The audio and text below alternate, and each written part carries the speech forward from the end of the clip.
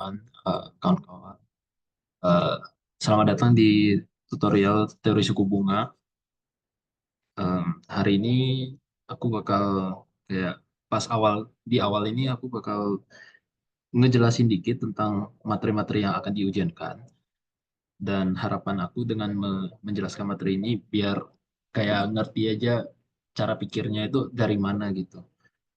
Terus habis itu setelah ini, setelah penjelasan materi, aku masuk ke latihan soal ya. Oke, mungkin aku masuk langsung ya ke bagian satu, amortisasi. Nah, jadi amortisasi ini adalah pengembalian dana dengan pembayaran angsuran secara periodik. Tapi biasa yang kita bilang itu kayak ngangsur gitu atau cicil lah. Jadi contoh amortisasi yang biasa kita mungkin kita belum ya. Jadi pembayaran kredit pemilikan rumah, KPR atau cicilan motor. Terus dasar dari amortisasi itu sebenarnya adalah time value of money. Jadi di dalam amortisasi ini pakainya itu present value sama future value. Nah, ingat present value itu adalah nilai uang di waktu nol. Jadi uang-uang yang ada di masa depan itu nilainya berapa sih kalau di waktu kita sekarang gitu. Itu arti present value. Nah, present value ini biasa disimbolkan dengan A. Jadi A itu adalah uang di waktu T, uang di waktu ke T dikali V kali V pangkat T.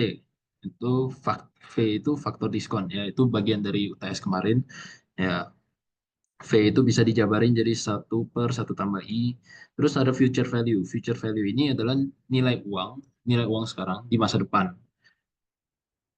Future value ini biasa ditulis dalam huruf S. Nah, eh, rumusnya ya uang di waktu ke T dikali satu tambah I pangkat T. T besar itu ya waktu waktu yang kita cari dikurangi eh, T kecil. T kecil ini maksudnya adalah selisih. Ini selisih waktunya itu berapa. Nah, satu cara untuk ngebayangin si waktu-waktu ini adalah diagram waktu. Diagram waktu ini cukup berguna kalau pas ujian itu kita gambarin. Jadi kita gambarin garis panjang, garis panjang, terus eh, waktu-waktunya itu kita gambarin, terus em, tarik garis gitulah. Jadi kita tahu kita mau ke future atau ke present value. Nah, dari situ kita bisa nentuin kita mau pakai rumus present value atau future value. Terus pentingnya untuk diingat, di dalam amortisasi itu, pembayaran bunga setiap periode pembayaran dilakukan terlebih dahulu. Jadi dalam amortisasi, kalau muncul bunga, kita bayarin bunganya dulu. Jadi bunga itu prioritas. Jadi amortisasi bunga itu prioritas.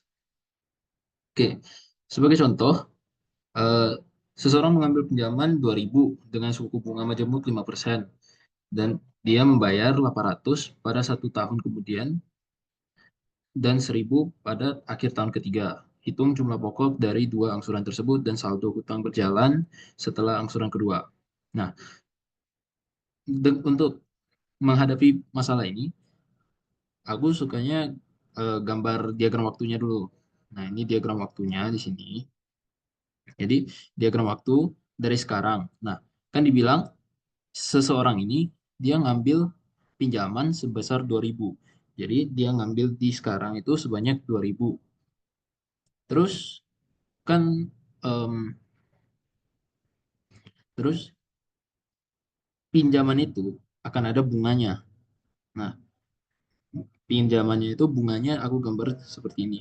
Jadi setiap tahun dia akan terkena bunga majemuk sebanyak 5%. Jadi bunganya itu ada di sini, sini, sini.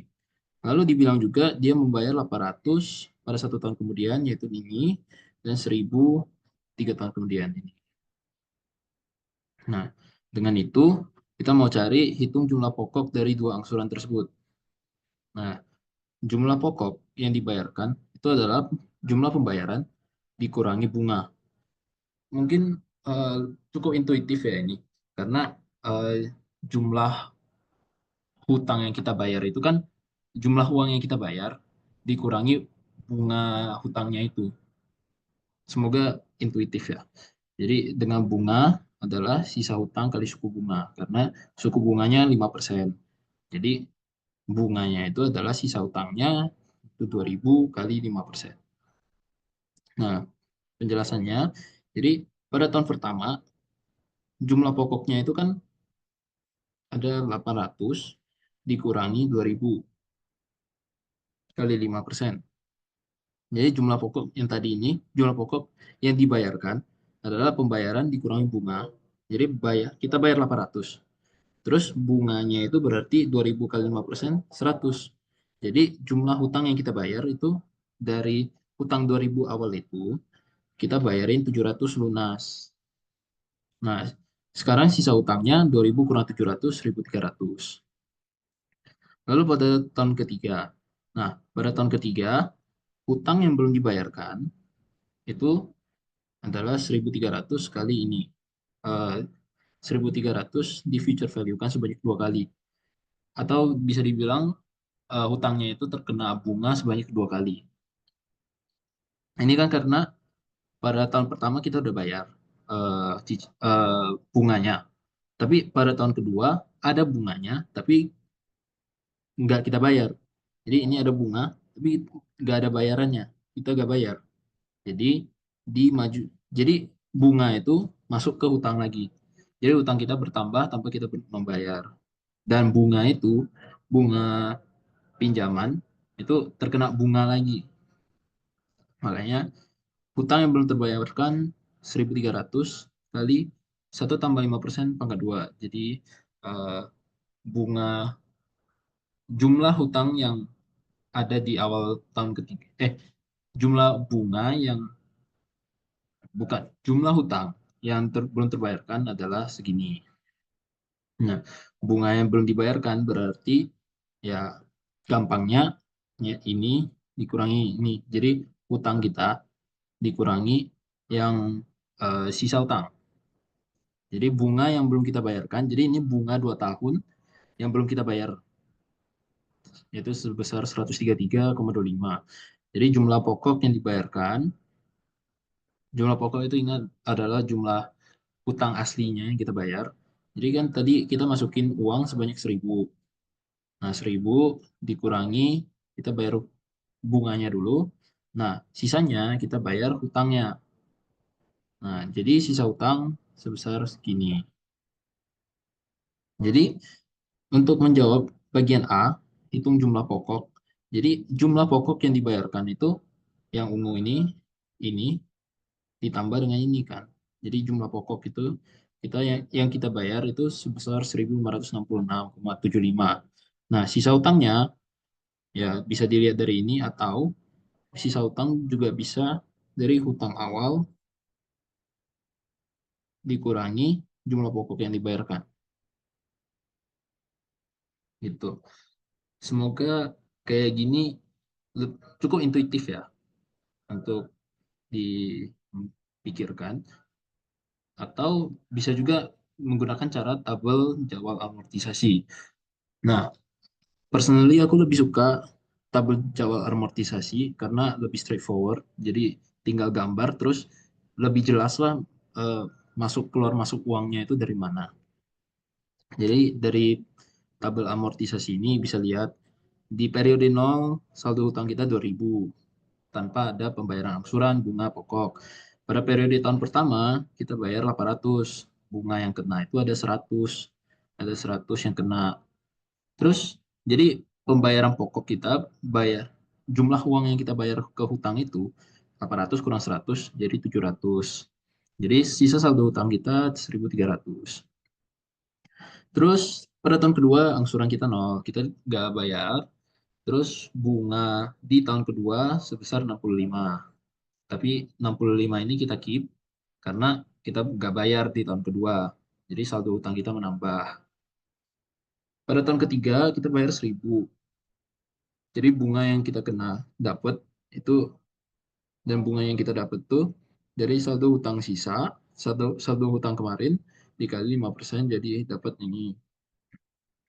Jadi pokok yang kita bayar adalah 1.000, jumlah uang yang kita bayar dikurangi jumlah bunga tahun lalu yang belum kita bayar dan bunga tahun ini.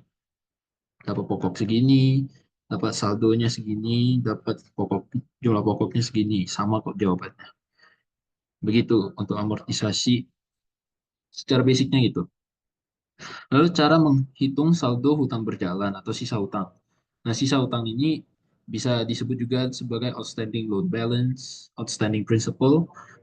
Ya, saldo hutang berjalan biasanya ditulis B. Kayak B ini aku mikirnya kayak loan balance gitu at time T. Nah, untuk hitung saldo hutang berjalan ada dua cara. Itu metode prospektif dan metode retrospektif.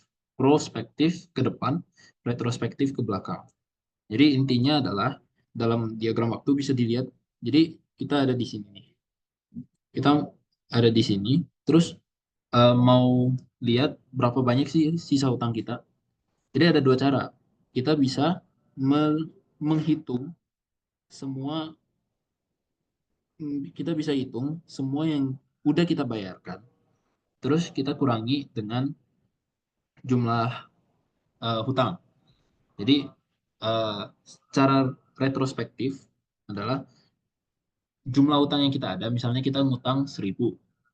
Nah, kita udah bayar 800. Berarti sisa hutang kita 200 kan? Itu berarti retrospektif, cara retrospektif. Kalau cara prospektif, misalnya kita ngutang 1.000, kita perlu bayar 200 lagi biar lunas. Berarti sisa hutang kita 200 kan?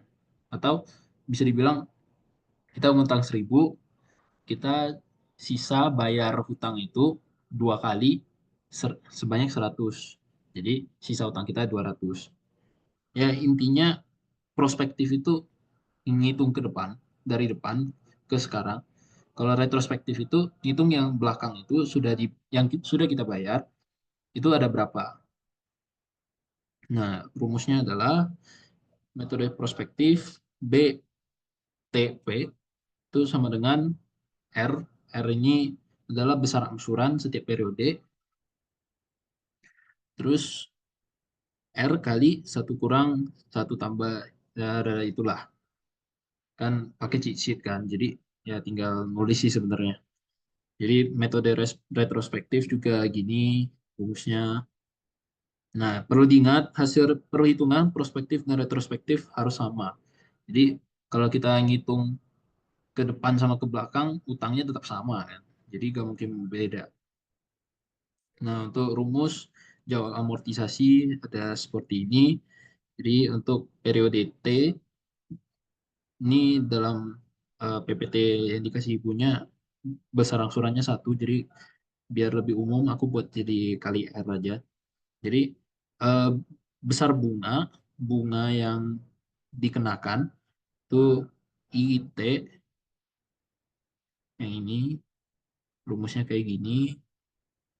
Terus untuk jumlah pokok yang dibayarkan ini rumusnya. Oke, perlu diperhatikan saldo utang berjalan sesuai sesuai dengan yang didapat dengan metode prospektif. Ya, kayak tadi jumlah pembayaran kembali pokok sama dengan jumlah asli dari hutang. Ya, jumlah yang kita bayarkan pasti sama dengan hutang dong. Terus jumlah pembayaran, jumlah total bunga sama dengan perbedaan antara jumlah seluruh pembayaran N dan pembayaran kembali pokok hutang. Apa nih? Jumlah pembayaran, jumlah total bunga sama dengan perbedaan. Oh, jadi eh, jumlah jumlah hutang itu ya mungkin intuitif lah. Jadi jumlah hutang itu ditambah jumlah bunga, jumlah yang bayar.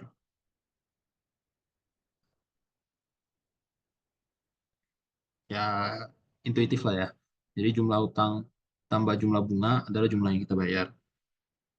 Pembayaran kembali pokok berbentuk dari geometri dengan rasio ini. Jadi ini adalah cara sederhana untuk mendapatkan pembayaran kembali pokok dengan mengetahui pembayaran pokok lainnya dan suku bunganya. Ya, seperti itulah. Terus lanjut ke sinking fund. Jadi sinking fund ini berbeda dengan amortisasi. Amortisasi itu kan nyicil ya. Jadi utangnya itu makin berkurang, makin berkurang, makin berkurang semakin kita bayar. Nah, kalau sinking fund ini kita bayar hutangnya, tapi kita bukan bayar ke pemberi pinjaman itu. Uang kita masukin ke rekening baru, rekening lain. Nah, rekening lain itu disebut sinking fund. Ketika rekening lain itu eh, dananya udah sebesar hutang kita, dia bakal langsung melunasi hutang. Jadi eh, dari sinking fund itu kita ngumpulin dulu dananya sampai bisa melunasi hutang itu. Terus dari sinking fund itu langsung melunasi hutang itu. Nah, karena itu di sinking fund jumlah hutang itu gak bakal turun ketika kita bayar. Pas kita bayar, hutangnya tetap 2.000, kita bayar 100 tetap 2.000, kita bayar 200, kita hutangnya tetap 2.000. Karena uangnya kan nggak ke hutang itu, tapi ke rekening yang lain ini. Nah, kenapa orang mau pakai rekening lain bukan langsung ke apa? Langsung ke pemberi pinjamannya?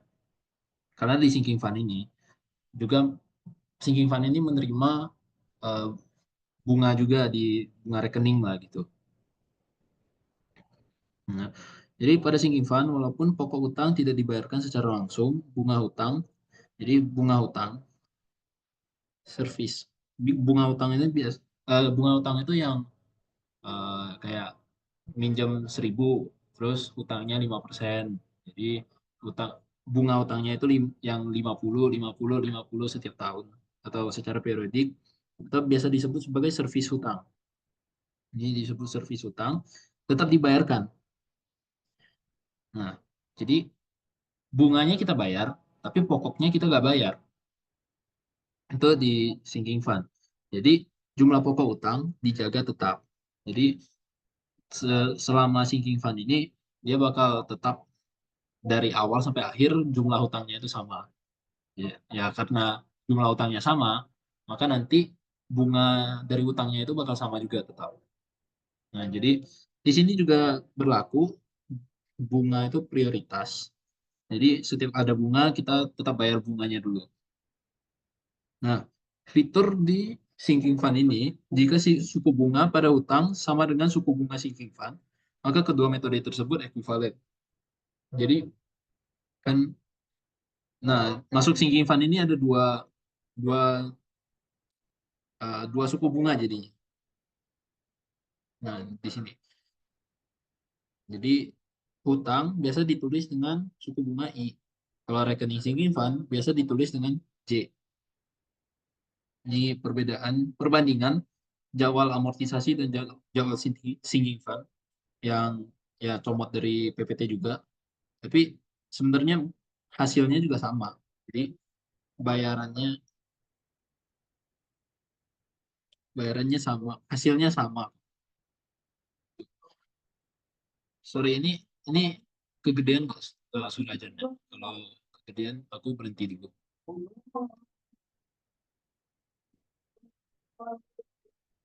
Kalau aman aja, kalau aman aja aku lanjut. Aman COVID, Apa? aman-aman. Aman ya? Oke. Lanjut. Ya, jadi utang memiliki suku bunga I dan sinking fund memiliki suku bunga J. Jadi suku bunga amortisasi yang ekuivalen. Jadi eh, kan kita sekarang punya dua akun. Satu akun utang, satu akun sinking fund. Nah, kedua suku bunga itu kita bisa mengekuivalensi ke suatu nilai suku bunga biasa. Nah, ini ditulisnya dalam I dan J gitu. Jadi kayak bisa dibilang I dan J itu sebagai suku bunga yang ekuivalen. Nah, I dan J aku samain ke I topi. Ini suku bunga hutang amortisasi. Dari sini solusinya bakal berupa polinom ODN yang dapat dicari dengan fitur solve kalkulator. Jadi ya kalau bisa kalian mencari solusi polinom dari kalkulator pakai solve. Terus si nilai ini, nilai suku bunga yang ekuivalen ini bisa diaproksimasi dengan rumus rumus I topi sama dengan I tambah setengah I kurang J. Nah, amortisasi dan sinking fund yang lebih umum. Jadi yang pertama, jadwal pembayaran yang berbeda-beda. Misalnya, eh, pembayaran yang berbeda-beda. Contoh, bunga utang itu semi-annually. Tapi pembayaran kita itu annually. Ini kan perbedaannya. Jadi, cara yang aku rekomen adalah ya gunakan tabel pembayaran yang tabel amortisasi ini, jadwal amortisasi. Dengan itu jadi lebih lebih jelas lah, harusnya lebih intuitif untuk mencari nilai-nilainya. Terus frekuensinya, jadi periode jadwal amortisasinya juga ikutin periode yang paling kecil. Jadi misalnya ini kan bunga utang semi annually. Kalau pembayaran ini annually. Jadi jadwal amortisasi kita, aku rekomendasi pakai yang semi annually biar lebih gampang lah. Terus pembayaran dengan nilai yang berbeda-beda. Nah, pembayaran yang dengan nilai yang berbeda-beda juga aku rekomen pakai tabel pembayaran atau tabel jadwal amortisasi. Nah, pakai itu ya tinggal ngitung dari tabelnya aja sih. Gitu. Terus ketiga, obligasi atau bond. Obligasi ini adalah surat atau sertifikat kewajiban, ya obligation, sebuah perusahaan atau pemerintah untuk membayar sejumlah uang dalam bentuk kupon pada waktu atau term yang telah ditentukan. Obligasi ini sebagai instrumen untuk meningkatkan modal dalam bentuk debt financing. Nah, istilah-istilah dalam obligasi, mungkin ini penting ya biar ya baca soal itu ngerti lah apa maksud soalnya. Yang pertama term. Term ini adalah lama waktu obligasi, di mana uang akan dibayarkan perusahaan atau pemerintah.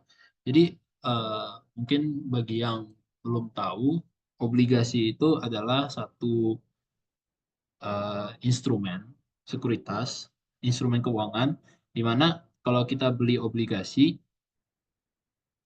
eh, si perusahaannya itu bakal ngasih kita uang dalam bentuk kayak bunga gitu, namanya kupon, secara periodik, bisa setiap setengah tahun sekali, setiap setahun sekali, setiap bulan gitu. Jadi kita beli sertifikatnya untuk bisa dapat bunga gitu. Terus di akhir masanya, di akhir term ini, eh, misalnya kita beli obligasi 100.000. Nah, termnya 2 tahun. Nah, selama 2 tahun itu, si perusahaan atau pemerintah ini bakal ngasih bunga atau kupon. Kupon itu bakal ngasih ke kita. Terus pada akhir 2 tahun itu, eh, si pemerintah atau perusahaan itu bakal ngasih balik 100.000 itu ke kita lagi. Seperti itu. Nah, terus ada maturity date. Maturity date adalah bisa disebut tanggal jatuh tempo, yaitu ketika nilai obligasi dibayarkan sepenuhnya oleh perusahaan atau pemerintah ke pemberi pinjaman. Ya, maturity date itu ya yang kayak tadi, tanggal di mana si obligasi ini bakal dibayarkan sepenuhnya ke kita. Kita beli 100, maka mereka jual 100. Tapi that's not always the case, but nanti bakal dijelasin lagi. Adapun ada juga perpetual obligation, itu yang tidak ada jatuh tempo, tapi kayaknya agak dibahas di bab ini. Ada callable bond. Callable bond ini adalah obligasi yang dapat ditebus sebelum maturity date oleh penerbit. Callable callable bond ini si penerbit, jadi si perusahaan atau pemerintah bisa menebus obligasi ini sebelum maturity date. Misalnya maturity date-nya 2 tahun lagi, tapi sampai setengah, rupanya si perusahaan ini mau membeli kembali lah obligasinya dengan alasan dia. Jadi callable bond ini bisa memberikan fitur itu kepada si penerbit. Kalau putable bond ini ya diarah ke kita sebagai pemberi pinjaman. Jadi obligasi yang dapat ditebus sebelum maturity date oleh pemberi pinjaman. Jadi kita bisa, misalnya kita punya sertifikat nih, kita mau nebus 100 ribunya. Jadi kita datang ke perusahaannya, terus, nah ini sertifikat obligasinya, give me my 100 gitu. Jadi itu putable bond. Terus ada redemption date. Redemption date ini adalah tanggal obligasi ditebus. Sama kayak maturity date. Jadi maturity date itu adalah salah satu redemption date. Ya, redemption date itu kalau di putable dan callable bond, ya sebagai tanggal di mana kita datang ke perusahaannya terus minta duit atau si penerbitnya datang untuk minta sertifikat. Terus yang keenam ada kupon. Jadi si kupon ini adalah sejumlah uang yang dibayarkan oleh penerbit pada periode-periode yang telah ditentukan. Bisa diartikan sebagai bunga dari obligasi. Kupon ini ya bunga dari obligasi lah. Adapun redemption bond, di mana bunga dibayarkan hanya pada saat jatuh tempo, tapi nggak dipakai lah di bab ini atau ujian ini. Ada registered bond, unregistered bond, mortgage bond, debenture bond. Terus yang terakhir ada yield to maturity, yield rate atau return. Jadi yield to maturity (YTM) adalah suku bunga yang terkait jika obligasi dipegang hingga maturity date. Jadi di obligasi ini ada dua suku bunga. Jadi ada yield to maturity atau return dan juga ada kupon rate. Oke, asumsi-asumsi yang digunakan di sini, semua kewajiban penerbit obligasi dipenuhi, jadi tidak ada gagal bayar atau tidak ada risiko. Terus obligasi memiliki maturity date yang telah ditetapkan. Jadi tidak dibahas tentang perpetual bonds. Terus harga obligasi dihitung segera setelah suatu tanggal pembayaran kupon. Terus simbol-simbol yang digunakan pada obligasi, P itu harga bond. Jadi harga kita, misalnya hari ini aku mau beli eh, obligasi pemerintah, harganya 113. Ya, harganya 113 P. Face value, par value, F. Jadi F ini par value adalah jumlah uang yang akan dibayar penerbit saat maturity dan digunakan sebagai penentu jumlah kupon. Jadi kayak tadi, misalnya harga bondnya itu harga obligasi 113, tapi face value-nya par value-nya 100. Jadi pas walaupun aku belinya 113 sekarang, nanti pas maturity date si perusahaan itu atau pemerintah itu bakal ngasih aku 100 sebagai par value-nya. Si pemerintah itu bakal ngasih balik par value. Dan juga ngitung kupon diambil dari par value. Jadi kupon 5%. Jadi kan par value-nya 100. Jadi kuponnya itu bakal kita dapat 5 rupiah, 5 rupiah, 5 rupiah gitu. Terus redemption value, C. C besar ini adalah jumlah uang yang dibayarkan saat redemption date. Nah, si redemption value ini biasanya C sama dengan F. Ya, ya, si redemption value ini sama dengan par value. Tapi bisa aja si C ini nggak sama dengan F. Nggak sama dengan par value. Terus R. R kecil ini adalah coupon rate, yaitu jumlah kupon atau suku bunga yang dibayarkan oleh penerbit. Biasanya dalam berapa persen dari par value. Ingat bahwa coupon rate adalah suku bunga nominal tahunan. Ya, biasa ditulis coupon rate itu adalah suku bunga nominal tahunan. Jadi ingat untuk konversi coupon rate ke frekuensi pembayaran kupon. Terus ingat annually tahunan, semi-annually atau biannually setiap setengah tahun, quarterly seperempat tahunan atau 3 bulanan, monthly bulanan. Rumus yang pertama dalam obligasi besar kupon adalah F kali R. Di besar kupon yang dibayarkan itu adalah misalnya kita punya obligasi $100 par value. Jadi F-nya 100, R-nya jadi rate kupon rate-nya itu 6%. Jadi kupon untuk obligasi itu satunya 6%, $6. Terus G kecil ini adalah modified coupon rate. Rumusnya adalah ini, ya ini adalah untuk menyamakan si par value dengan redemption value tadi. Ini rumusnya. Jika C sama dengan F, si si redemption value sama dengan par value, maka G itu sama dengan R, modified coupon rate-nya sama dengan coupon rate-nya sendiri. Terus I ini yield rate atau yield to maturity, YTM. Jadi ini adalah nilai suku bunga efektif tahunan yang diperoleh pembeli obligasi jika obligasi dipegang hingga maturity date. Ini kayak untuk pembeli-pembeli obligasi enaknya itu lihat dari YTM ini karena lebih representatif terhadap apa yang bakal kita dapat jika kita beli obligasi itu. Jadi kayak persenan-persenan obligasinya lebih oke. Terus N. N ini jumlah pembayaran kupon hingga maturity date. Jadi banyaknya kita bayar kupon. Misalnya bond 3 tahun, bayarnya semi annually. Jadi ada 6 pembayaran kupon. Terus K besar. K besar ini adalah nilai sekarang atau present value dari bond yang dihitung dengan yield rate untuk tanggal tertentu. Rumusnya adalah K sama dengan C kali V pangkat N, masukin ke sheet aja. Ini K besar. Terus G. G besar ini base amount atau nilai dasar dari bond. Ya, ditulis dengan G besar kali I sama dengan F kali R. G besar adalah. Oke. Terus harga obligasi. Kita masuk ke obligation pricing. Rumus dasarnya P sama dengan FRA anuitas kali C kali V pangkat N. Ya, intinya dari rumus itu adalah harga harga sebuah obligasi. Harga sebuah obligasi itu nilai sekarang dari semua kupon yang akan datang ditambah nilai sekarang dari redemption value. Jadi harga si obligasi itu adalah present value dari semua kupon nih. Ini kupon, kupon, dia bayar kupon di sini, bayar kupon di sini. Semuanya di present value kan ke sekarang. Ditambah dengan redemption value-nya. Si uh, si jumlah uang yang bakal dibayarin sama pemerintah atau perusahaannya di present value kan ke sekarang. Jadi diagram waktunya kira-kira seperti ini. Itu harga obligasi. Semoga jelas ya.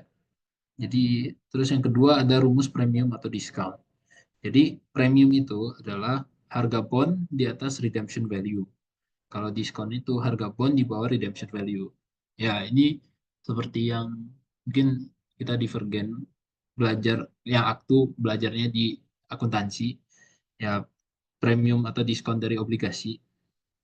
Ya, premium itu ketika harga bond, harga obligasi di atas dari par value atau redemption value-nya. Kalau diskon itu harga bond berada di bawah redemption value. Rumusnya kayak gini. Jadi dari rumus dasar tadi, ini terus diturunin ke sini. Jadi si harga ini adalah sama dengan si redemption value, C,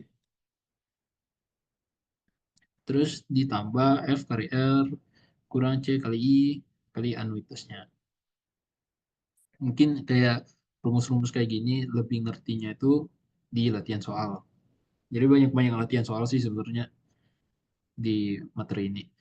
Terus rumus base amount formula sama juga ini untuk ngitung harga obligasi ada rumus kayak gini juga.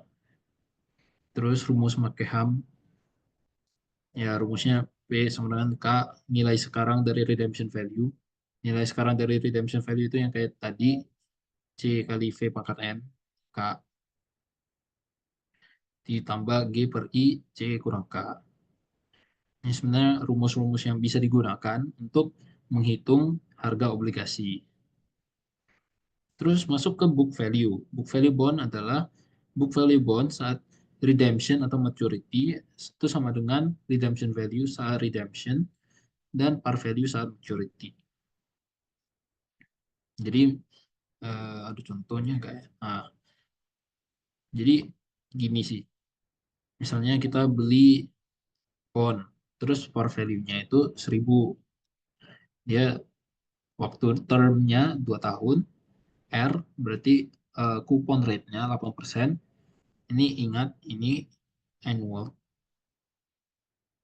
nominal. Jadi ingat untuk dikonversi, ini membayar kupon semi annually setiap setengah tahun.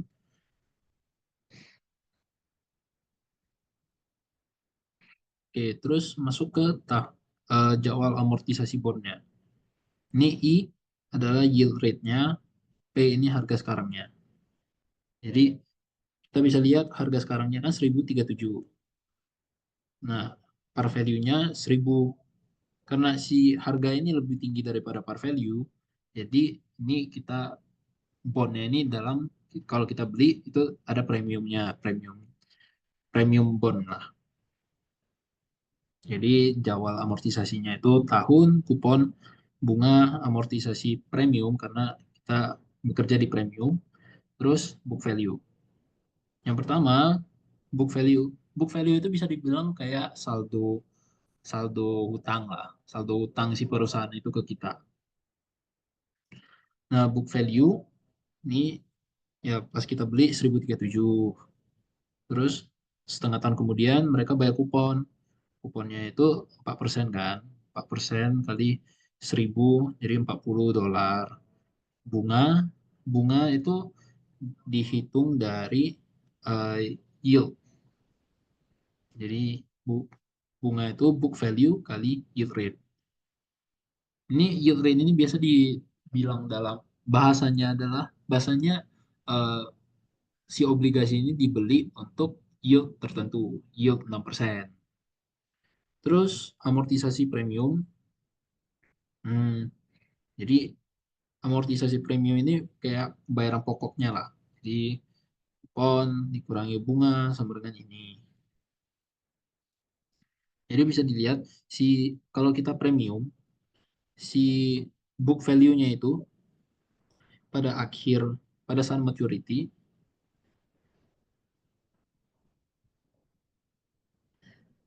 pasti sama dengan C, dan pada kasus ini sama dengan F, sama dengan si par value ini. Jadi book value ini bakal sama dengan F di maturity. Terus ada cara lain untuk amortisasi si premium ini. Ada namanya amortisasi straight line method. Jadi straight line method ini P kecil T itu sama dengan B kurang C. Jadi B itu kan book value awal. Jadi B itu ya B0 atau book value awal. C C itu ya yang standar tadi, apa namanya, redemption value.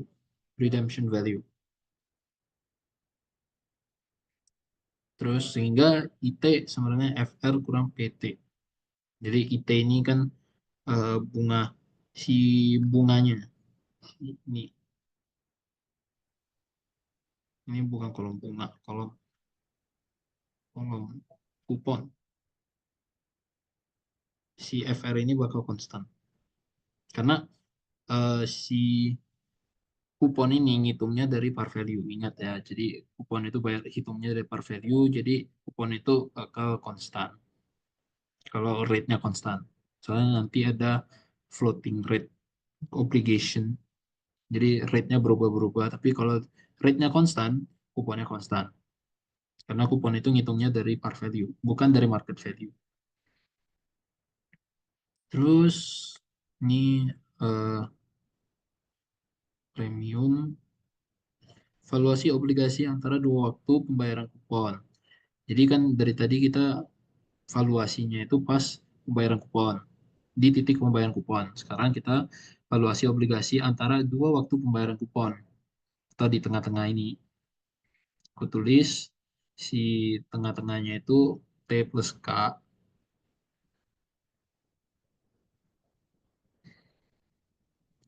Terus muncul lagi variabel baru, namanya flat price atau theoretical dirty values.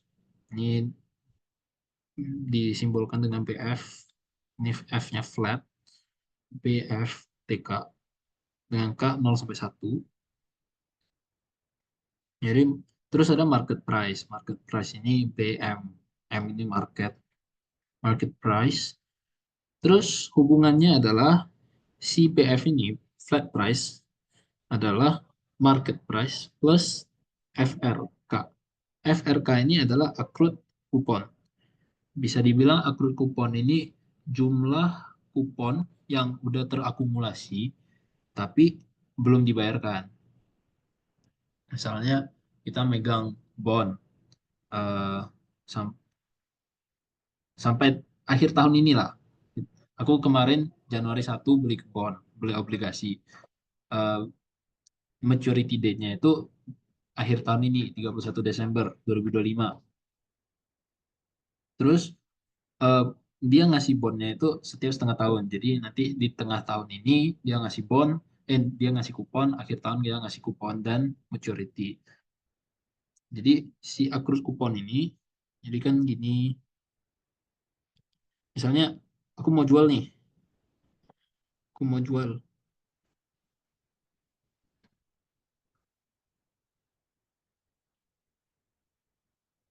aku mau jual di sini.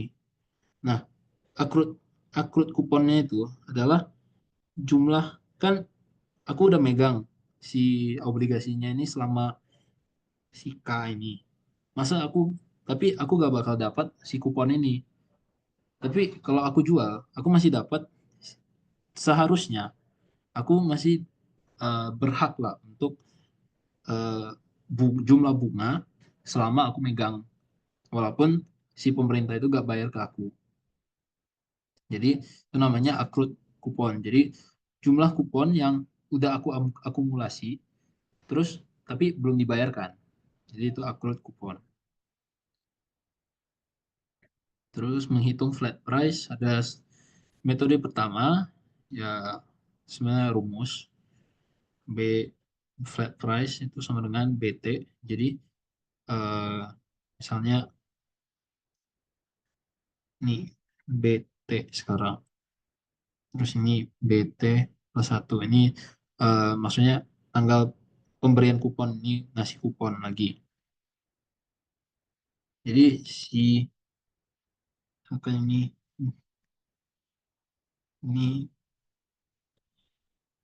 B, ini BF T tambah K ini di K. Jadi BF tambah K itu eh, nilainya di sini itu sama dengan si nilainya di sini di future value. Jadi ini ya standar future value dengan jarak sebesar K dan dengan K itu 0 sampai 1. Terus accrued kuponnya ya rumusnya seperti ini ya si kupon ini di future value sejauh K. Terus BM market price-nya ngikutin rumus tadi BF sama BM tambah FR ya seperti itu. Terus ada metode aproksimasi. Hmm, jadi yang tadi kan pakainya suku bunga majemuk yang pangkat-pangkat ini. Kalau di sini pakainya yang kali eh pakainya yang sederhana. Ya masukin ke ini sih ke cheat sheet aja. Nanti soalnya di soal itu bisa minta kayak hitung flat price dengan metode teoritis atau hitung flat price dengan metode aproksimasi gitu. Jadi ngikutin soal sih sebenarnya. Makanya masukin ke cheat sheet aja. Terus ada metode semi teoritis, ya flat price sama exact. Dia gabungan dari exact sama sama aproksimasi. Terus premium dan diskon pada harga obligasi yang dibeli di antara dua waktu pembayaran. Jadi premium itu jika si flat price dikurang jumlah premiumnya itu flat price dikurang redemption value, discount itu redemption value kurang ya cukup intuitif lah semoga. Terus penentuan yield rate. By the way ini PPT ini notes-nya bakal aku bagi kok. Jadi aman. Penentuan yield rate atau yield to maturity. Jadi YTM itu tadi I, si I ini sama rumusnya kayak gini, I sama dengan G kurang K, bla bla bla. Ya sebenarnya rumus lagi sih, gitu. Hmm, oke, masuk ke callable dan puttable bond. Jadi Si callable bond ini adalah obligasi yang ditebus sebelum maturity oleh penerbit, dan putable bond ini obligasi yang ditebus sebelum maturity oleh pemberi pinjaman. Tanggal penebusan, tanggal penebusan itu bisa dibilang redemption date. Nih, kalau untuk callable bond namanya call date, kalau untuk putable bond namanya put date. Lockout period. Lockout period ini masa di mana bond tidak boleh ditebus. Jadi, misalnya beli bond, beli callable bond, panjangnya 2 tahun. Tapi dia ada lockout period 1 tahun. Jadi, si perusahaan itu call, nggak bisa call obligasi kita selama 1 tahun yang awal itu. Setelah itu baru bisa mereka menggunakan callable call-nya. Terus di sini biasa ada call call premium sama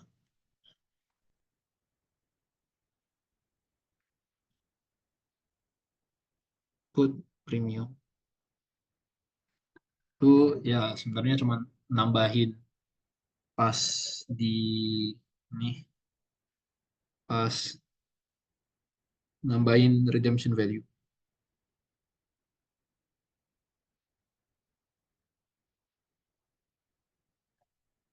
Jadi misalnya kita beli bond, kan?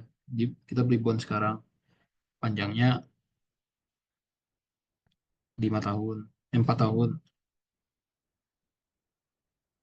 Terus ini callable bond, putable bond. Kita beli di sini, terus kita dapat bunga, dapat bunga, dapat kupon, dapat kupon, dapat kupon, dapat kupon, sama redemption seharusnya, redemption di sini. Tapi si perusahaan ini dia malah nge kok putable nge-call callable bond. Jadi si perusahaan ini nge-call di sini. Nah, kan kalau dia nge-call di tahun ketiga, bunga kita di yang keempat ini kan hilang kan. Jadi kita rugi dong kalau kalau eh, dia nge-call. Makanya ada namanya call premium. Call ini ada premiumnya. Premium ini untuk kayak pas dia bayarin redemption value, mereka nambahin premiumnya untuk nutupin eh, kerugian karena bunganya itu hilang 1 tahun di belakang. Jadi ada namanya premium. Terus valuasi penerbitan serangkaian bond atau serial bond. Jadi serial bond ini adalah sejumlah. Jadi si perusahaan ini menerbitkan beberapa bond. Jadi eh, beberapa bond dengan maturity date yang berbeda-beda. Jadi bondnya ini ada banyak bond, bisa 5, 6, atau berapa lah. Dengan maturity date yang berbeda-beda. Nah, dengan maturity date yang berbeda-beda, bisa disamain dengan persamaan ini. Dengan rumus McCaham.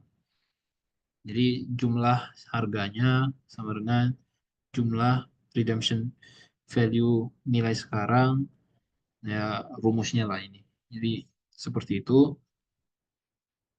Misalnya contoh, suatu bond $1.000 par value 5,25 nol kupon akan ditebus dengan 10 kali angsuran per tahun dengan besar sama pada akhir tahun dari tahun 11 sampai 20 dengan dari tanggal penerbitan dengan harga 105. Bond dibeli untuk menghasilkan yield rate 7% efektif. Nah, dari contoh kita bisa lihat si par value jadi F itu 1000. Terus kupon, annual kupon 525, R-nya 5,25%. Terus ditebus 10 kali angsuran per tahun. Jadi ini diagram waktunya 10 angsuran per tahun, 10 kali angsuran per tahun dengan besar sama darah. Jadi di angsuran ke 11, 12, 13, 14 dia bakal nge ngebayar nge nebus si obligasi itu. Jadi bisa di mana katanya dipandang di apa ya? Ya, dipandang kalau si bond ini ada 10 biji, ada 10 buah bond dengan maturity date-nya di sini, di sini, di sini, di sini, di sini, dada. Jadi sebenarnya ngikutin rumus saja.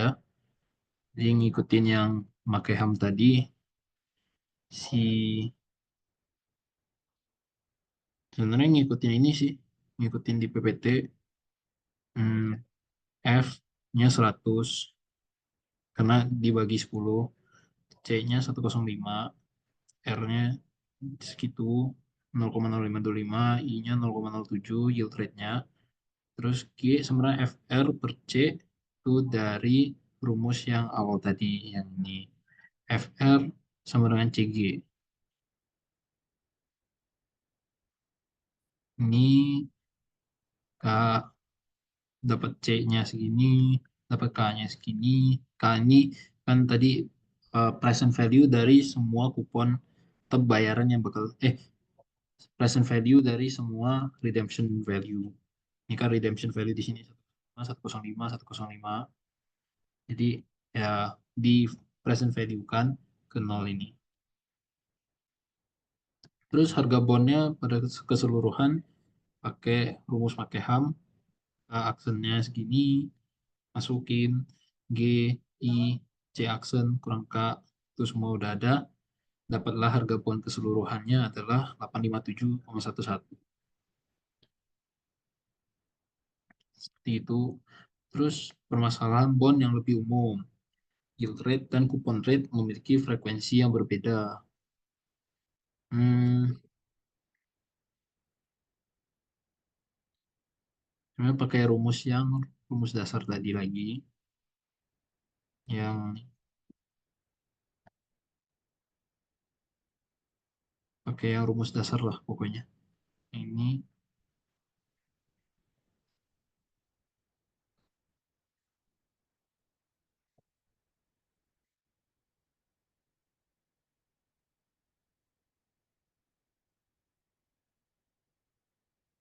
coupon rate tidak konstan, present value dari kupon dengan penambahan geometri sebesar K.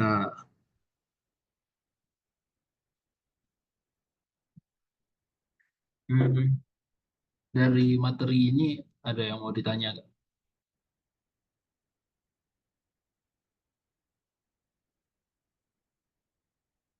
Kalau mau tanya boleh dari chat atau langsung open mic juga boleh.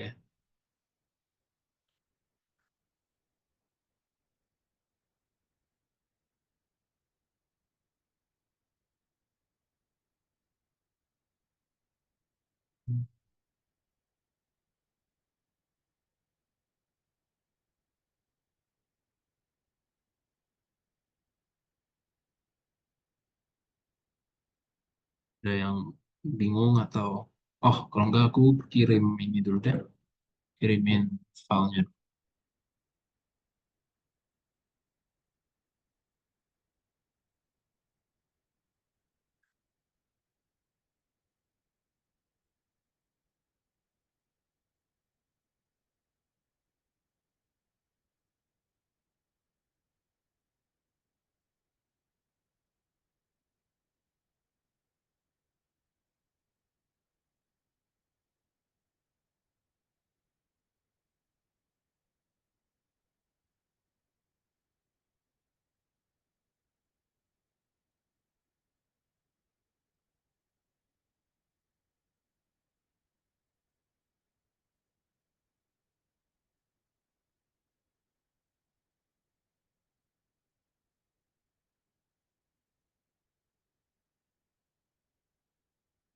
Namanya tadi tentang itopi di bawah amortisasi. Pas ujian penaksirannya boleh pakai rumus itu. Bisa aja sih sebenarnya. Mana ya? di Topi ini. Sebenarnya bisa aja cukup dekat. Jadi bisa aja kalau kalau mepet waktunya.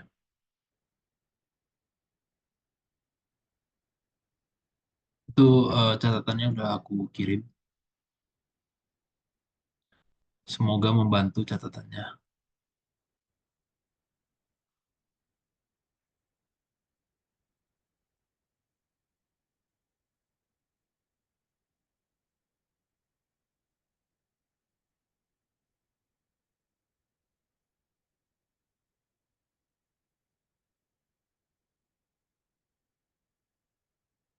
Bentar ya, aku nyari ini ngambil soal.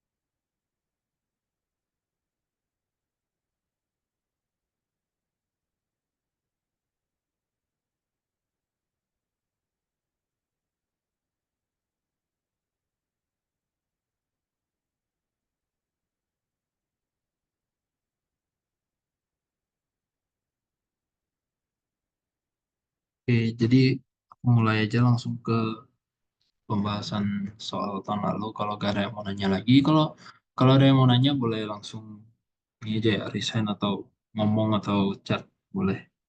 Oke, yang pertama, Ron memberikan pinjaman kepada Harry dengan tingkat bunga efektif 4%. Jadi pinjaman I sama dengan 4%. Utang akan dilunasi dengan 10 pembayaran cicilan tahunan.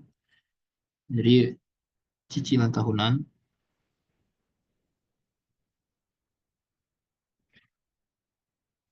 R-nya 100. Aku biasa nulis cicilan dengan R dengan 10 pembayaran. Jadi N-nya 10. Ini yang pertama. Terus yang kedua dia bayar 5 kali sebesar 200 setelahnya. Tepat setelah Harry melakukan pembayaran kelima, si Ron dan Harry ini menyadari bahwa besaran 15 pembayaran cicilan tahunan yang disetujui di awal ternyata salah. Nilai pembayaran, jadi nilai pembayaran eh,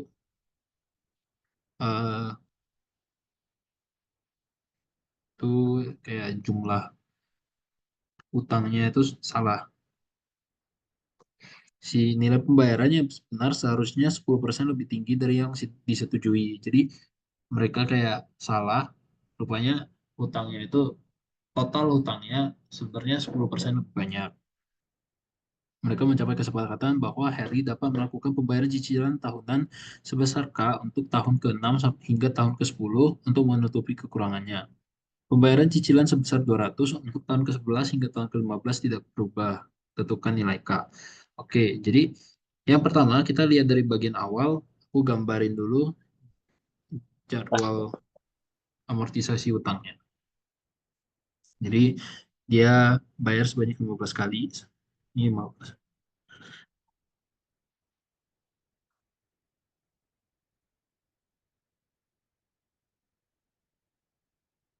Oke. Nah, 10.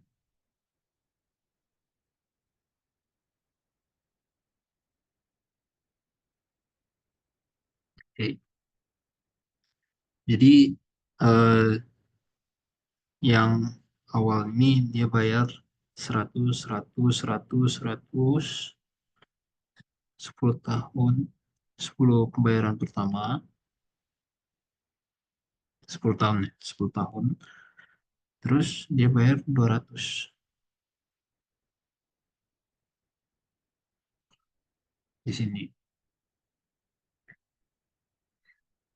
Tapi setelah mereka sadar, bahwa salah, mereka mau mengganti si tahun ke-6 ini ganti jadi itu nih mereka mengganti 6 7 8 9 10 untuk menutupi kekurangannya. Oke, jadi eh, lebih intuitifnya gimana ya? Jadi pertama kita hitung dulu si hutang hutangnya itu totalnya sebenarnya berapa sih?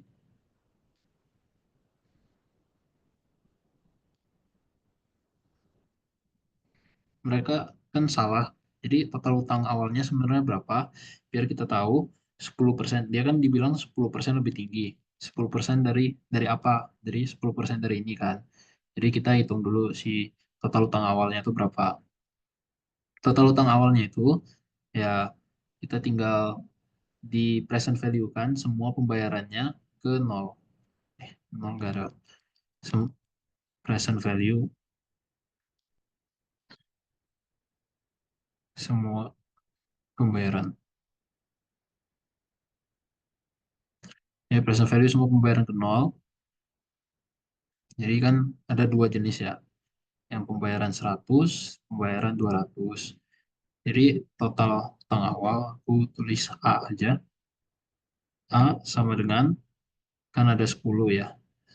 Jadi dia bayar 100 sebanyak hmm, kali sebanyak 10 dengan suku bunga I tadi. Ya anuitas ini kan eh, 100 kali. Sebenarnya ini kita mau present value ini ke sini, ke situ, ke situ, ke situ, dan seterusnya. Jadi ini kan V. Jadi 100 kali V tambah, ini V kuadrat, 100 tambah V kuadrat, tambah V3, V pangkat 3, 100, V pangkat 3. Ini disingkatnya jadi si A ini, yang anuitas A10, karena kita ada 10 buah pembayaran dengan bunga I sama dengan 4. Ini I adalah tingkat bunga efektif udah anual dan kita cicilnya tahunan. Jadi udah cocok.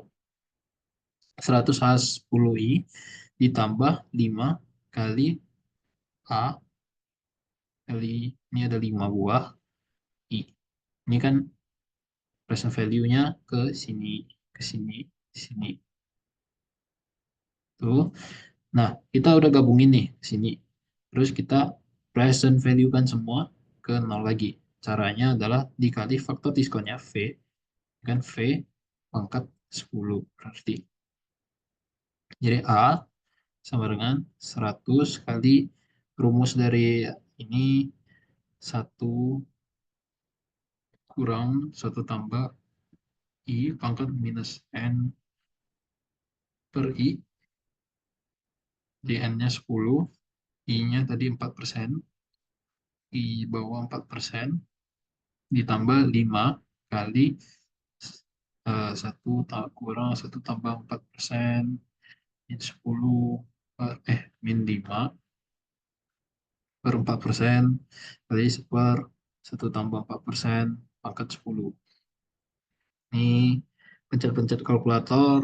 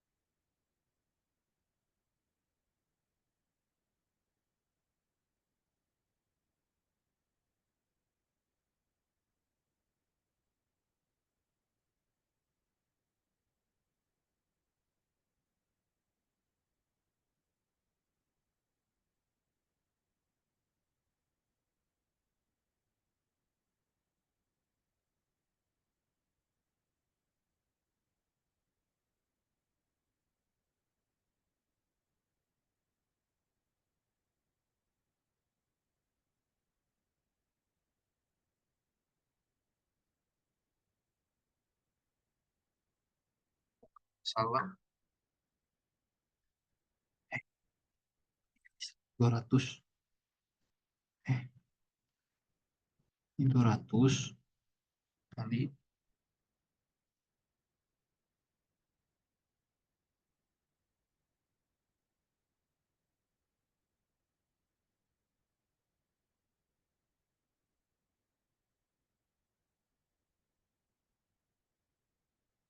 di 14125879908. Ini adalah total utang awal yang mereka kira benar. Rupanya si hutangnya itu 10% lebih tinggi daripada yang disetujui. Ini 10% lebih tinggi daripada yang disetujui. Aku tulis A aksen. Terus sama dengan eh, 1 tambah 10% dari A. Jadi si A aksen itu tetapnya 1553,846699.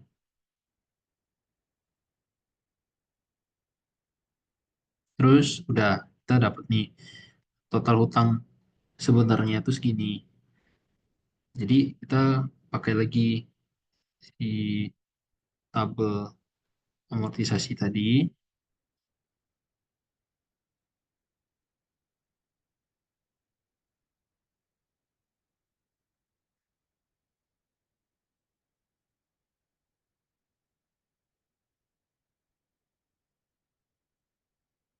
Kan yang 5 awal itu tadi udah dibayar. Dan yang 5 terakhir itu dijaga tetap. Ini tetap 200.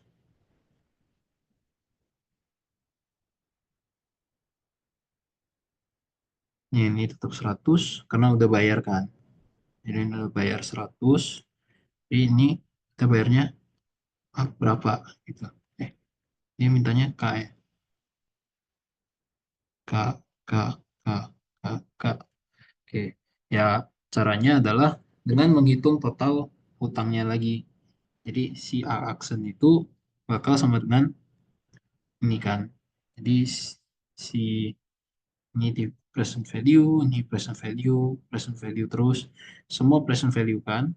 Jadi 100 dari 100 kali A 5 I yang ini, terus ditambah K kali A5 kan. Jadi ada 5 buah A5I dikali di present value kan ke sini. V5. Jadi V pangkat 5 ditambah 200 kali A5I yang 5 juga dikali V pangkat 10. Karena dia di present value 10 tahun. Terus ya tinggal 1553 8466699 sebenarnya 100 kali 51 1 kurang tambah 4%, 5/4% tambah K kali 1 kurang 1 tambah 4%, 4 minus 5/4% kali 1/1 tambah 4%, maka 5 tambah 200 kali 1 kurang 1 tambah 4%, min 5 per 4% kali 1/1 tambah 4%, pangkat 10. Jadi tinggal solve untuk K. Bentar. Hmm,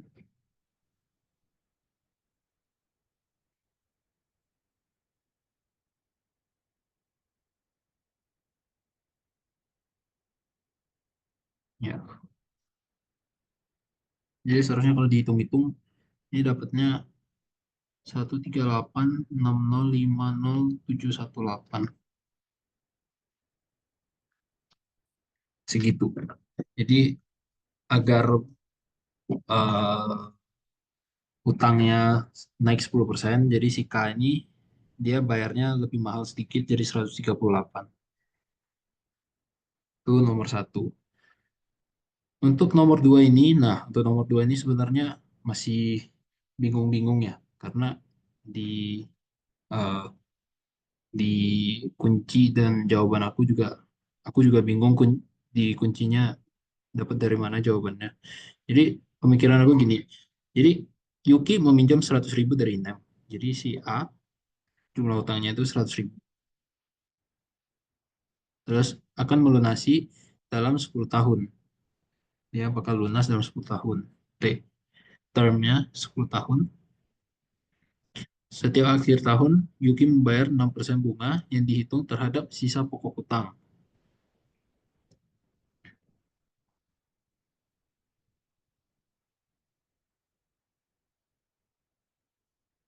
Oke. Yuki akan melunasi pokok hutang dengan menyetor uang ke sinking fund pada setiap akhir tahun. Sinking fund. Nah, di sini sebenarnya aku agak bingung. Karena yang kita tahu kan sinking fund ini menjaga si utang itu gak berkurang kan.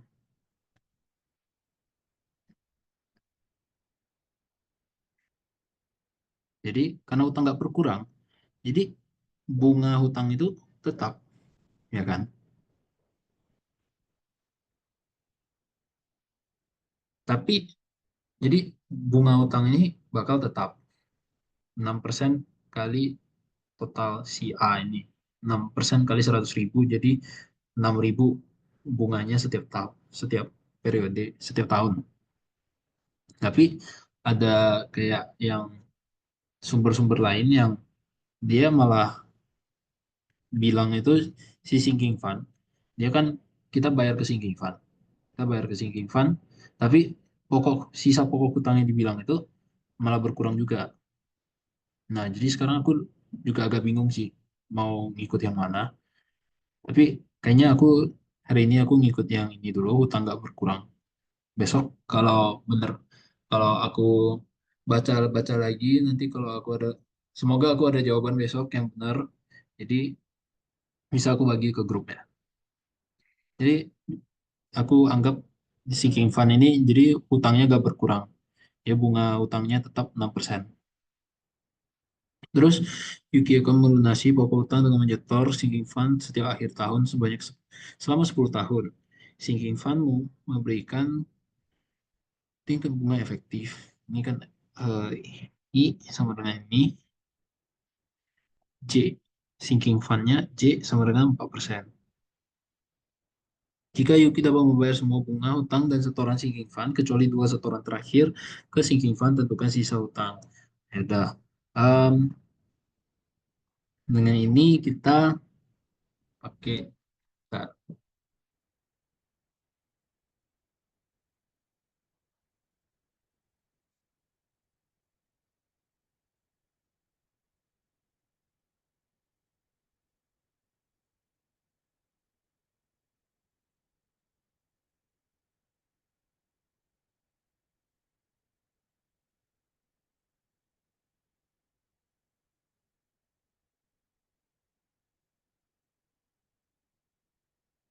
kita bisa pakai tabel jadwal.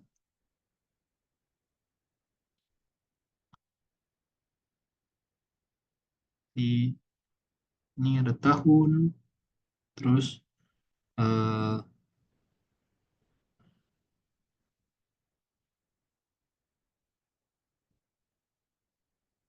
setoran bunga sing, bunga utang,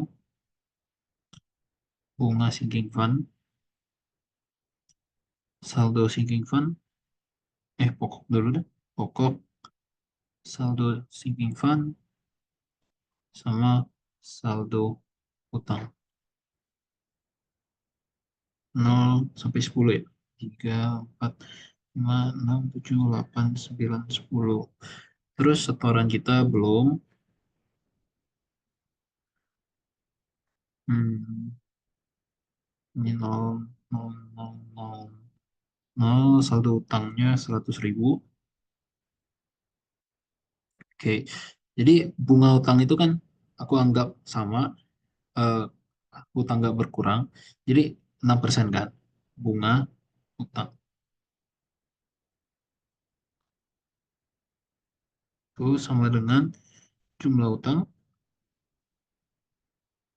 dikali bunga utang, suku bunga.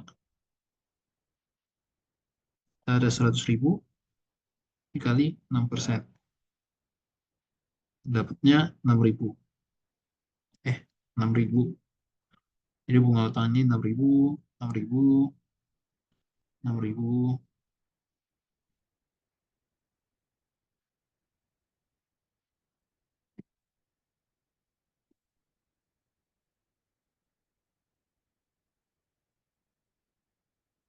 Oke, 6.000, 6.000, 6.000, 6.000. Terus saldo utangnya kita mau di akhir itu nol. Saldo sinking fund kita mau dia 100.000. Karena kan si sinking fund ini pada akhir termnya itu kita mau bisa langsung ngelunasin si hutang 100.000 itu. Jadi di akhir term saldo sinking fund jadi 100.000 sebesar jumlah hutang. Terus hmm,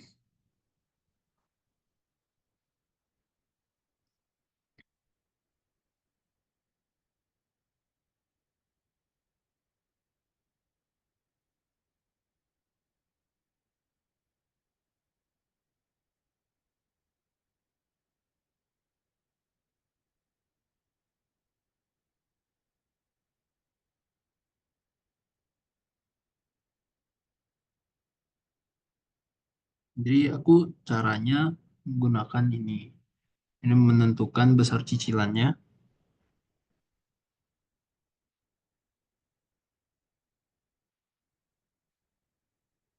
itu dengan jadi total pembayaran kita R kali A si N I dan J. Atau enggak jangan deh. Hmm,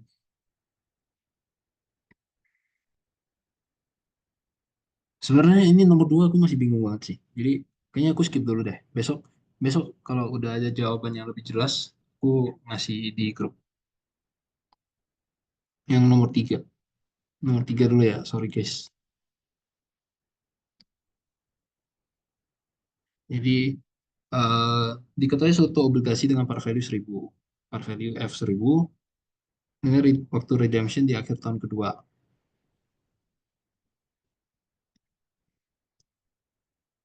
Di termnya 2.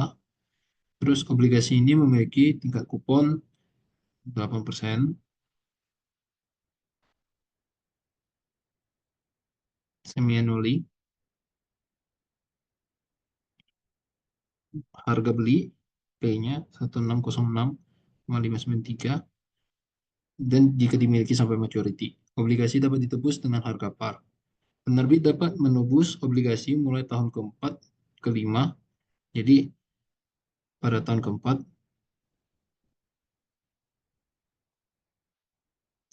call premium 7567, call premium 50, 89, call premium 4, 10 par. Yield rate-nya 7%, semi annually. Tentukan harga obligasi yang mungkin.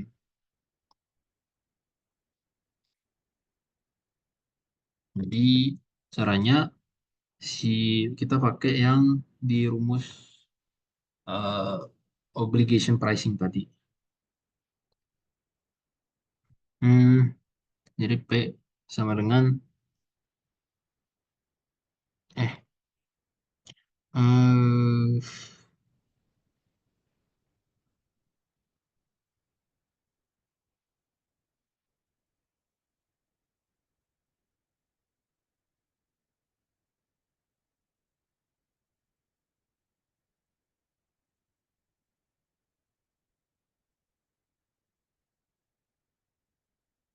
salah deh. Sorry. 3 waktu redemption 2 obligasi 3 kupon 8. Comfortable annually yield rate 6. Sorry guys, salah salah lihat. Salah lihat nomor 4. Metode teoritis.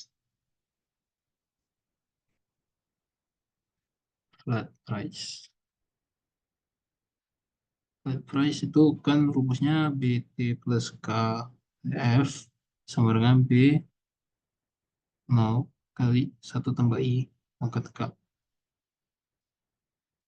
B0 ini kan harga harga kita price tadi belum ada. Hmm, jadi price itu sama dengan C plus F kali R kurang C kali I kali A N I. Itu rumusnya 1000 tambah 1000 kali 4% kurang 1000 kali 3%. Kan, kan di sini dia bilangnya hmm, C sama dengan F. Ini kita ngambilnya C sama dengan F dikali A 4 3%. Ini P-nya sama dengan 1037.170.984. Ini kita samakan dengan book value awal B0.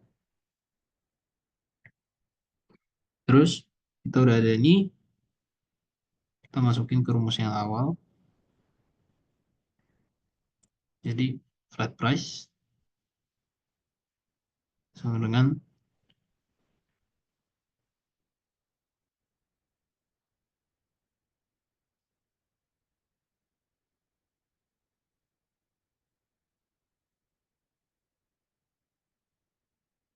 I-nya yield 3% pangkat 5/6.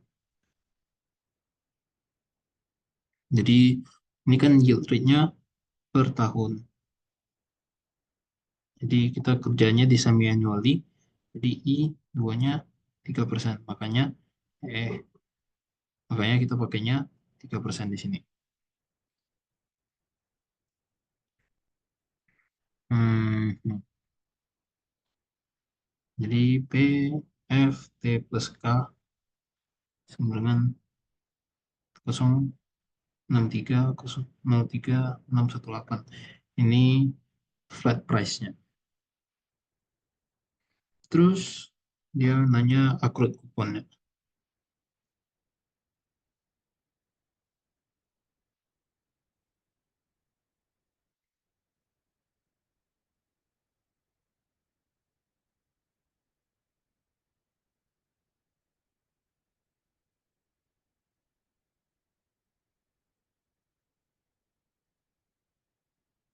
Ya, accrued kupon itu F kali RK di flat face value-nya 1000 kali 1 tambah 4%, maka 5/6 kurang 1. Ini karena ini sebenarnya rumus aja sih. Dari yang awal, ini sama dengan 33,224. Ini accrued kupon. Ya, accrued kupon itu yang tadi, jadi jumlah kupon yang kita udah akumulasi, tapi belum belum dibayarkan.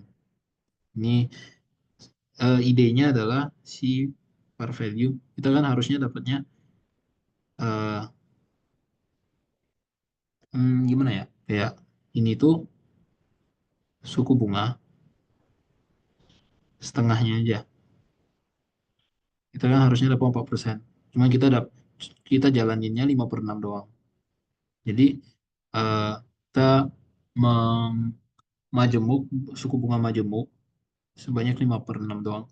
Periode kita 5/6 doang. Jadi kan ini 1, 0, kita cuma sampai di sini. Nah, jarak ke sini tuh 1 tambah 4% pangkat 5/6. Itu. Makanya 1 tambah 4% pangkat 5/6 dikurangi 1. Ini kurang satu kali 100, 1000. Jadi dapatnya accrued kuponnya segitu. Hmm, terus next, market price.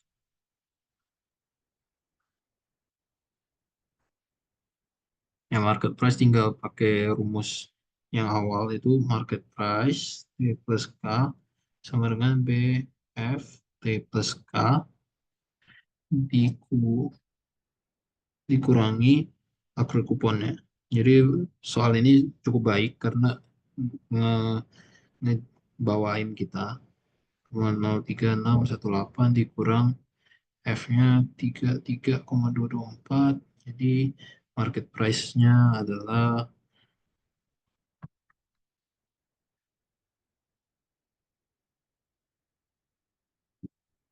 1029,8 segitu. Hmm,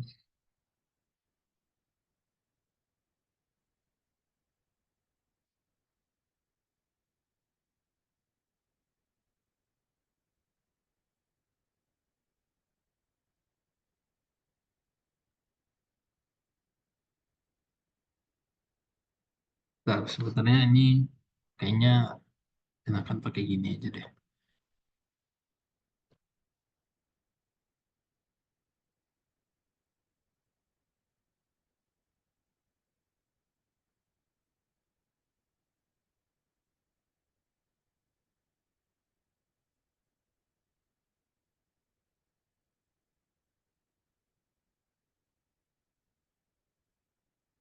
Karena ini benar-benar nomor nomor ini nguli banget.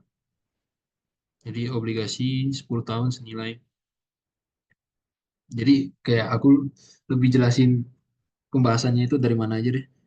Jadi obligasi 10 tahun senilai 1.500 dengan kupon 8% convertible annually, semi-annually dengan dibeli seharga segitu. Jika dimiliki sampai maturity, obligasi dapat ditebus dengan harga par. Penerbit dapat menebus obligasi mulai dari tahun keempat, 5 call premium segitu, 6 7 call premium, dadada. Apabila yield rate yang digunakan 7%. Jadi yang pertama itu kan eh, si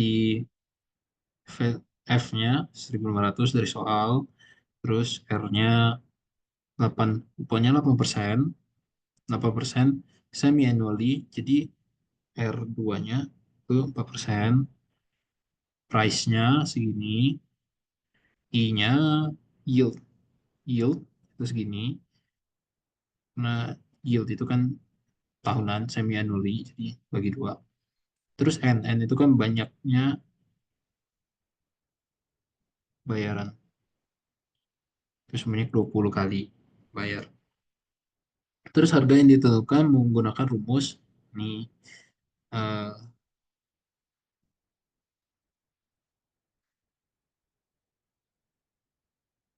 Terus dibilang si C eh, ini kan redemption value. Si redemption value ini untuk pembayaran ketujuh kan dia dibilangnya tahun keempat dan tahun kelima.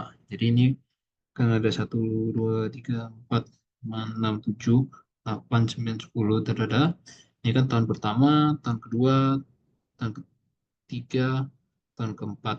Jadi di sini si redemption value-nya itu kan par value ditambah si premiumnya tadi, si premium ini 75. Si 11, 12, 13, 14 par value plus premiumnya 50. Jadi kalau mereka nge ini namanya apa berarti? Call. Si perusahaan ini nge-call obligasinya, dia bakal membayar sebanyak par value-nya 1.500 ditambah call premiumnya 50. Terus ya tambah 4 jadi eh, redemption value-nya segini.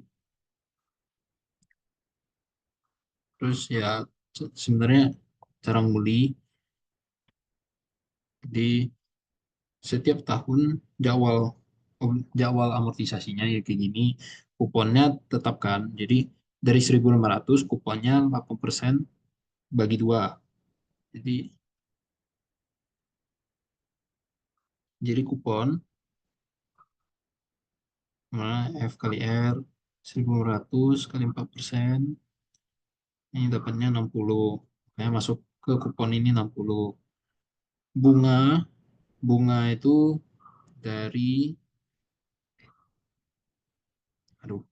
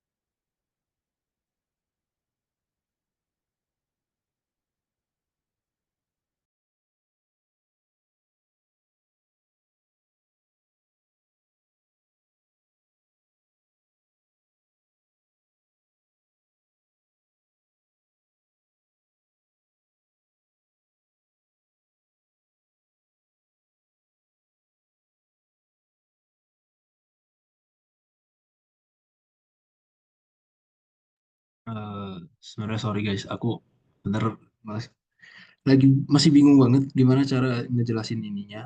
Karena kayak ya dari tadi aku sendiri ngerjainnya juga eh, susah-susah.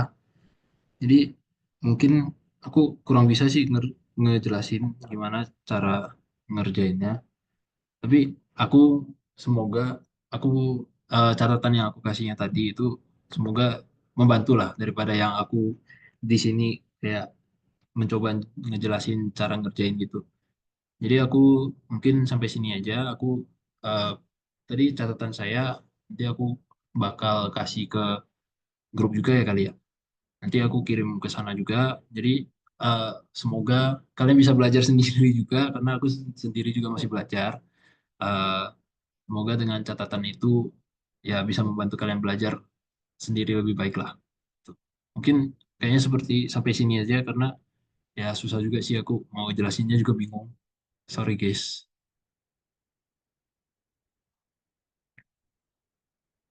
Hmm, Mungkin sampai sini aja deh Chris. Sorry ya teman-teman. Semoga itu catatannya lebih membantu daripada aku yapping-yapping karena aku sendiri juga gak tahu mau gimana jelasinnya.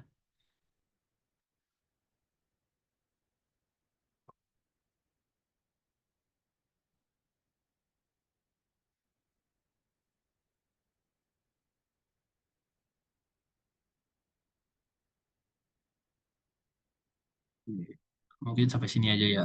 Kalau misalnya ada apa-apa kayak eh, soal gitu yang mau ditanyakan sebenarnya boleh aja sih nanya. Aku bakal sebisa mungkin aku jawab karena jujur aja aku kayak gini juga tertekan banget.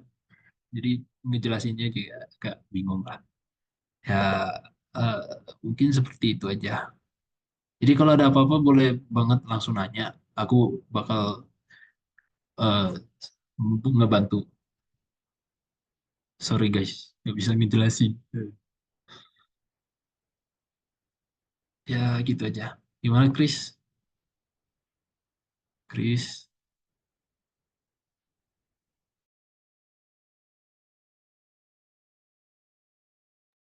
ya semangat belajar ya guys. Eh, ada cheat sheet digunain aja, terus kayak banyak-banyak latihan. Karena ya sebenarnya dilihat dari bahannya itu gak banyak, tapi di soal latihan itu kayaknya kayak di soal-soalnya itu yang lebih mengerikan. Jadi ya, semangat belajar guys. Chris.